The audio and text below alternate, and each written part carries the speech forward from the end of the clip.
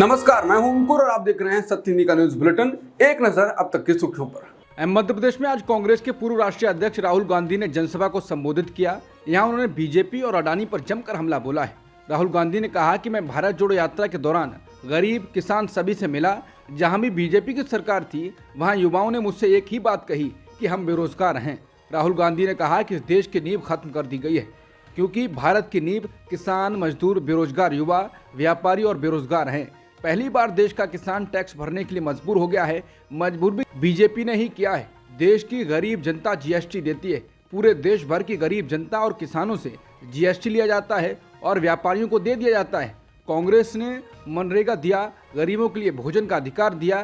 कांग्रेस ने गरीबों की जेब में पैसा दिया, लेकिन नोटबंदी और जीएसटी ने गरीब जेब से पैसा निकाल दिया और यही पैसा अडानी के जेब में डाल दिया जाता है। राहुल ने कहा कि जितना पैसा मोदी जी अडानी और बड़े अरबपतियों को दे रहे हैं, कांग्रेस की सरकार उतना पैसा सबसे गरीब लोगों की जेब में डालेगी और उन्हें अपने पैरों पर खड़ा करेगी। राहुल गांधी ने ज्योतिरादित्य सिंधिया और 2020 में हुए तख्तापलट पर तंज कसते हुए कहा, हमने अपनी सरकार के दौरान जो वादे किए थे उन्हें पूरा किया जा रहा था। किसानों का कर्जा माफ किया जा रहा था, लेकिन फिर प्रदेश के अरबपतियों ने नरेंद्र मोदी और शिवराज सिंह चौहान के साथ मिलकर जनता द्वारा चुनी हुई सरकार को गिरा दिया। बीजेपी और उद्योगपतियों द्वारा सरकार चोरी की गई। जैसा कि बीजेपी को उद्योगपतियों से प्रेम है, वैसा ही हुआ। प्रदेश में फिर वही उद्योगपतियों की सरकार बन गई। प्रदेश की सरकार कोई आम सरकार नहीं है। यहाँ की सरकार अरबपतियों की सरकार है। बाकी राज्यों की सरकारें सामान्य सरकारें हैं, लेकिन यहाँ की सरकार अरबपतियों की सरकार है। मध्य प्रदेश में राहुल गांधी ने कहा कि शिवराज सरकार 50% कमीशन लेती है। नरेंद्र सिंह तोमर जी के बेटे का वीडियो वायरल होता है। पीएम मोदी कुछ नहीं कहते हैं।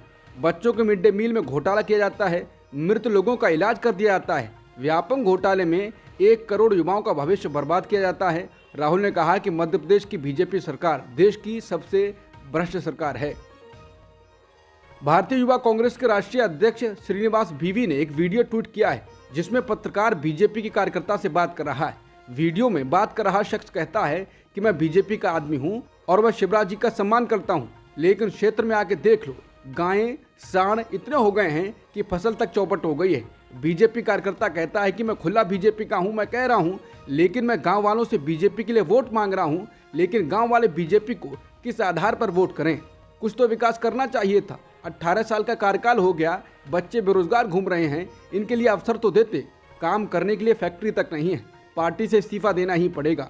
वीडियो में बीजेपी कार्यकर्ता का भाई कहता है कि बीजेपी केवल धर्म पर राजनीति करती है, जातिवाद भरा पड़ा है। इस वीडियो को ट्वीट करने के बाद श्रीनिवास वीवी ने लिखा है कि जो भक्त हैं अब उन्हें भी दर्द होने लगा है। बिहार के डिप्टी सीएम तेजस्वी यादव ने कहा कि भारत के इतिहास में ये पहली बार है कि कुल 75% आरक्षण दिया गया है।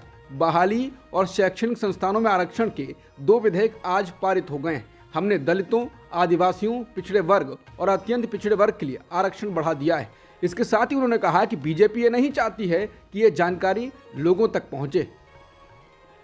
बीजेपी सांसद निशिकांत दुबे ने महुआ मोइत्रा के मामले में कहा कि अगर कोई सांसद कहता है कि मेरी ओटीपी का इस्तेमाल 4 अन्य लोग करते हैं तो यह गलत है। सरकार ने यह अधिकार नहीं दिया है। अगर हमें एक पोर्टल और लॉगिन क्रेडेंशियल मिला है क्योंकि हम सांसद हैं। उन्होंने कहा कि लोकसभा सचिवालय ने सभी सांसदों के लिए एक पीए दिया है और अगर वो पीए सक्षम नहीं है तो आप उसे हटा सकते हैं और एक नया नियुक्त कर सकते हैं, लेकिन आप किसी बाहरी व्यक्ति को अपना लॉगिन क्रेडेंशियल नहीं दे सकते। उन्होंने कहा कि भारत के बारे में संवेदनशील उसमें जानकारी होती है। उन सूचनाओं से बाजार में हेराफेरी की जा सकती है। जो लोग ये कह रहे हैं वो बकवास कर रहे हैं। महुआ मोइत्रा पर पैसे लेकर सदन में सवाल पूछने के आरोप पर लोकसभा की एथिक्स कमेटी ने गुरुवार को अपनी रिपोर्ट सौंप दी, लेकिन इस कमेटी के सदस्य और जेडीयू सांसद गिरधारी लाल यादव ने कहा है कि कमेटी ने बिना ठीक से जांच किए रिपोर्ट बनाई और सचिवालय को सौंप दी। समाचार एजेंसी एएनआई से बात करते हुए गिरधारी लाल यादव ने कहा कि उन्होंने बैठक खत्म करने में 2 मिनट भी नहीं लगाए। उन्हें चर्चा करनी चाहिए थी। उन्होंने जो रिपोर्टें सौंपी थी उस पर बहस होनी चाहिए थी। पहले ही कहा गया कि जो लोग विरोध में हैं वो डिसेंट नोट दें। बिना बहस कराए आखिर कैसे मान लिया गया कि हम विरोध ही करेंगे? बात किसी के मान अपमान की नहीं है। ये बात यह है कि जांच सही से नहीं हुई है। पीएम मोदी ने बयान दिया था कि कांग्रेस की सरकार में कन्हैयालाल की हत्या हुई। अब इस पर राजस्थान के सीएम अशोक गहलोत ने पलटवार किया है। उन्होंने कहा कि कन्हैयालाल की हत्या बीजेपी के लोगों ने की थी। शायद पीएम को ठीक से जानकारी नहीं है। उन्होंने पत्रकारों से बात करते हुए कहा, किसी ने प्रधानमंत्री को गुमराह किया है या उन्हें ठीक से जानकारी नहीं दी गई है। उन्होंने कल जिस भाषा का इस्तेमाल किया वो लोकतंत्र में आपत्तिजनक है, या शायद वो राजस्थान के माहौल से घबरा गए हैं और ऐसे बयान दे रहे हैं। बीजेपी के लोगों ने ही कन्हैयालाल की हत्या की है। हमने आरोपियों को 2 घंटे के अंदर ही पकड़ लिया था, फिर भी एनआईए ने उसी दिन केस ले लिया, लेकिन हमने कोई आपत्ति नहीं की। अब एनआईए को आगे आना चाहिए और मामले की जानकारी देनी चाहिए। कांग्रेस से अलग भाषा बोलने वाले कांग्रेस के ही नेता आचार्य प्रमोद कृष्णम ने अपनी ही पार्टी के नेताओं पर निशाना साधा है। उन्होंने कहा कि मैंने महसूस किया है कि कांग्रेस में कुछ ऐसे नेता हैं जो भगवान राम से नफरत करते हैं। ये नेता हिंदू शब्द से भी नफरत करते हैं। वो हिंदू धार्मिक गुरुओं का अपमान करना चाहते हैं। उन्हें पसंद नहीं है कि पार्टी में एक हिंदू धार्मिक गुरु ऐसा होना चाहिए। उन्होंने राम मंदिर को लेकर कहा कि जो राम से नफरत करता है वो हिंदू नहीं हो सकता। राम मंदिर को रोकने के जो प्रयास हुए हैं उसे सारी दुनिया जानती है। राम से नफरत कौन करता है, राम के प्रति श्रद्धा किसकी है, मुझे नहीं लगता कि इस रहस्य पर कोई पर्दा है। पार्टी का हिस्सा होने का मतलब ये नहीं है कि सच को सच और झूठ को झूठ ना कहा जाए। मैंने महसूस किया है कि कांग्रेस में कुछ ऐसे नेता हैं जिन्हें राम मंदिर से ही नहीं, राम से भी नफरत है। बता दें, प्रमोद कृष्णम पहले भी पार्टी के लोगों पर निशाना साधते रहे हैं, हालांकि पार्टी ने अभी तक कुछ कहा नहीं है। पंजाब में सीएम और राज्यपाल के बीच चल रहे विवाद पर शुक्रवार को सुप्रीम कोर्ट में सुनवाई हुई। इस सुनवाई में पंजाब सरकार द्वारा बुलाए गए विधानसभा सत्र को राज्यपाल द्वारा अवैध बताने और सदन द्वारा पारित विधेयकों को मंजूरी नहीं देने के मामले में सुनवाई की गई। सुनवाई के दौरान सीजेआई डीवाई चंद्रचूड़ ने राज्यपाल के वकील से पूछा कि आप किस शक्ति का प्रयोग करते हुए कह रहे हैं कि स्पीकर द्वारा बुलाया गया सत्र अवैध तरीके से बुलाया जा रहा है। सुप्रीम कोर्ट ने कहा कि पंजाब में जो हो रहा है हम उससे खुश नहीं हैं, ये गंभीर चिंता का विषय है। सुप्रीम कोर्ट ने पंजाब के राज्यपाल द्वारा विधानसभा से पारित विधेयकों को रोके जाने पर नाखुशी जाहिर करते हुए कहा कि आप आग से खेल रहे हैं। हमारा देश स्थापित परंपराओं पर चल रहा है और उनका पालन किया जाना चाहिए। माना जा रहा है कि सुप्रीम कोर्ट ने पंजाब के राज्यपाल पर यह सख्त टिप्पणी कर अन्य राज्यों के राज्यपालों को भी संदेश दे दिया है कि वो अपनी सीमाओं से आगे ना बढ़ें। आम आदमी पार्टी के वरिष्ठ नेता और राज्यसभा सांसद संजय सिंह को एक बार फिर झटका लगा है। राउस एवेन्यू कोर्ट ने संजय सिंह को 24 नवंबर तक न्यायिक हिरासत में भेज दिया है। कोर्ट के फैसले से स्पष्ट हो गया है कि अब संजय सिंह की दिवाली जेल में ही बीतेगी। हालांकि इस दौरान संजय सिंह को कोर्ट ने विकास कार्यों संबंधी दस्तावेजों पर हस्ताक्षर करने की अनुमति दी है। दिल्ली सरकार ने ऑड इवन योजना को अब स्थगित कर दिया है। दिल्ली सरकार के पर्यावरण मंत्री गोपाल राय ने कहा कि कल रात से दिल्ली के अंदर जिस तरह से मौसम में बदलाव हुआ है, दिल्ली के अंदर पिछले 8-10 दिन से हवा की गति जो एक ठहराव में थी, तापमान नीचे जा रहा था, प्रदूषण के स्तर में लगातार बढ़ोतरी हो रही थी, बारिश से अब उसमें सुधार हुआ है। उन्होंने कहा कि इसमें और सुधार की स्थिति देखी जा रही है। इसे देखते हुए अभी सरकार ने फैसला किया है कि 13 तारीख से 20 तारीख तक का ऑड इवन दिल्ली में जो फैसला था उसे स्थगित कर दिया जा रहा है। दिवाली के बाद दिल्ली के प्रदूषण की स्थिति की समीक्षा की जाएगी। भारत के रक्षा मंत्री राजनाथ सिंह ने भारत और अमेरिका के बीच साझेदारी को बेहद अहम बताया है।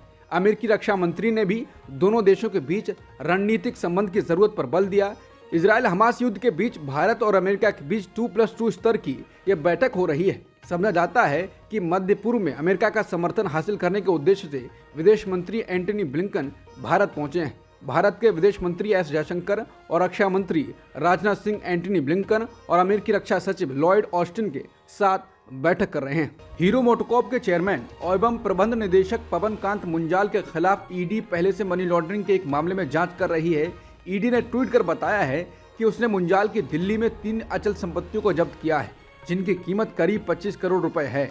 ईडी ने बताया कि मनी लॉन्ड्रिंग मामले के संबंध में ये कार्रवाई की गई है और कुल मिलाकर करीब 50 करोड़ रुपए की संपत्ति जब्त और कुर्क की गई है। गजा के स्वास्थ्य मंत्रालय का कहना है कि इजरायली टैंक सभी दिशाओं से 4 अस्पतालों को घेर रहे हैं। उनका कहना है कि इस क्षेत्र में कई स्कूल और आवासीय भवन भी शामिल हैं। मंत्रालय ने पुष्टि की है कि हजारों मरीज, चिकित्सा कर्मचारी और विस्थापित लोग बिना पानी या भोजन के अस्पतालों के अंदर फंसे हुए हैं। गजा शहर के अल रंतीसी अस्पताल के लोगों ने इसको लेकर सोशल मीडिया पर एक वीडियो पोस्ट किया है, जिसमें एक महिला कह रही है कि हम अल रंतीसी अस्पताल के अंदर फंसे हुए हैं। इस इलाके को इजरायली टैंकों ने चारों तरफ से घेर लिया है। हमें खाली करने की चेतावनी दी गई थी, लेकिन रेड क्रॉस या किसी संगठन का कोई प्रतिनिधि नहीं है जो यहाँ सभी रोगियों और नागरिकों की सुरक्षा की गारंटी दे सके। सैकड़ों लोग अस्पताल के अंदर फंसे हुए हैं। गजा में भेजी जा रही मानवीय सहायता बढ़ाने को लेकर तुर्की के राष्ट्रपति रेसेप तैयब अर्दोआन और अमेरिका के विदेश मंत्री एंटनी ब्लिंकन के बीच बातचीत हुई है। अर्दोआन का कहना है कि तुर्की यात्रा पर आए विदेश मंत्री के साथ बातचीत में उन्होंने गजा में हर रोज ट्रकों की संख्या को कम से कम 500 तक बढ़ाने पर चर्चा की है। समाचार एजेंसी रॉयटर्स के साथ बातचीत में उन्होंने कहा कि इस प्रस्ताव पर अमेरिकी विदेश मंत्री ने सकारात्मक रुख अपनाया है।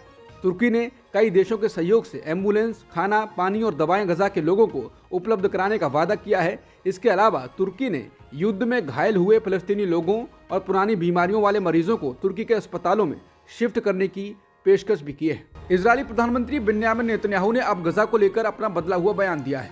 उन्होंने अब कहा है कि युद्ध खत्म होने के बाद भी इजराइल गजा को जीतना, उस पर कब्जा करना या शासन करना नहीं चाहता है। नेतन्याहू ने कहा कि लेकिन एक क्रेडिबल फोर्स होगी जो गजा में जरूरत पड़ने पर घुस सकेगी ताकि आतंकवाद को उभरने से रोका जा सके और 7 अक्टूबर जैसी घटना फिर कभी दोहराई ना जा सके। बता दें, इससे पहले नेतन्याहू ने कहा था कि युद्ध के बाद गजा की सुरक्षा व्यवस्था की जिम्मेदारी अनिश्चितकाल तक इजराइल के पास होगी। इस बयान की अमेरिका ने आलोचना की थी। इसके बाद अब उनके रुख में बदलाव आया है। अमेरिकी राष्ट्रपति जो बाइडेन ने गुरुवार को सोशल मीडिया प्लेटफॉर्म एक्स पर इस बात को कंफर्म किया है कि इजराइल उत्तरी गजा के कुछ हिस्सों में दिन में 4 घंटे के लिए सैन्य अभियान रोकने पर सहमत हो गया है ताकि लोगों को 2 मानवीय गलियारों से भागने की अनुमति मिल सके। बाइडेन ने कहा कि 2 दिन पहले 96 ट्रक आपूर्ति गजा में प्रवेश कर रहे थे और कल 106 ट्रक थे, लेकिन हमें और जल्द ही देखने की जरूरत है। हम हर दिन कम से कम 150 ट्रक लाने का लक्ष्य रख रहे हैं। अमेरिका की राष्ट्रीय सुरक्षा परिषद के प्रवक्ता जॉन किर्बी ने बीबीसी को बताया कि अमेरिका इस तरह के मिलिट्री पॉज की अवधि को बढ़ाने के लिए इजराइल से बात करना जारी रखेगा। उनका यह भी कहना है कि गजा में रखे गए बंधकों की रिहाई के लिए सुरक्षित मार्ग को सुनिश्चित करने में लंबे मिलिट्री पॉज की जरूरत होगी। संयुक्त राष्ट्र ने चेतावनी दी है कि अगर गजा पर इजराइल का युद्ध दूसरे महीने भी जारी रहा तो फिलिस्तीनियों के बीच गरीबी 34% बढ़ जाएगी, जिससे लगभग 5 लाख अतिरिक्त लोग गरीबी में चले जाएंगे। संयुक्त राष्ट्र का अनुमान है कि अगर युद्ध तीसरे महीने भी जारी रहता है तो फिलिस्तीनी जीडीपी में 12% से अधिक की गिरावट आएगी। साथ ही फिलिस्तीनी अर्थव्यवस्था को $2.5 अरब का नुकसान होगा और 6,60,000 से अधिक लोग गरीबी में धकेल दिए जाएंगे। बीबीसी की रिपोर्ट के अनुसार इजराइल के संचार मंत्री ने गजा के 4 फ्रीलांसर पत्रकारों पर आरोप लगाया है कि उन्हें हमास के इजराइल पर हमले का पहले से ही पता था। ये चारों पत्रकार पश्चिमी मीडिया संस्थानों के साथ काम करते हैं। शलोमो कारही ने कहा है कि रॉयटर्स, एपी, CNN और न्यूयॉर्क टाइम्स के लिए काम करने वाले पत्रकारों को इस भयानक हमले की पहले से जानकारी थी। हालांकि रॉयटर्स, एपी, CNN और न्यूयॉर्क टाइम्स ने ऐसे किसी भी हमले की पहले से जानकारी होने के दावे को खारिज किया है। न्यूयॉर्क टाइम्स ने कहा है कि इस तरह बिना सबूत के आरोप लगाना फ्रीलांसरों को खतरे में डालता है। अब तक की सुर्खियों में इतना ही। बाकी खबरों के लिए बने रहिए सत्यहिंदी.com के साथ।